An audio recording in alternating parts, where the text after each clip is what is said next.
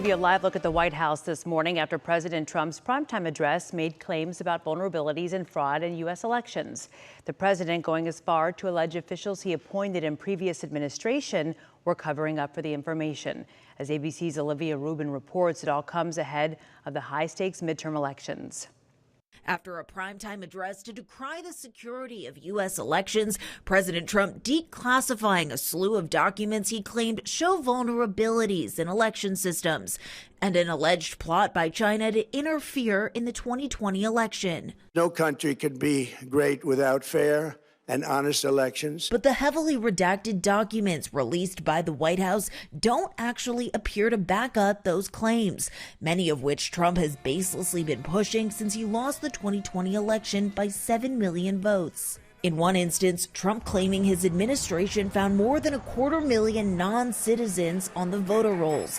But the documents don't show exactly how they got those numbers. And at no point did the president prove people cast ballots who shouldn't have.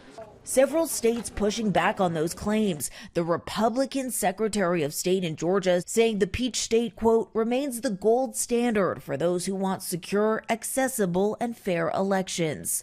In his speech, the president providing no evidence that the outcome or a single vote was altered in any way. His own attorney general in 2020 saying as much at the time.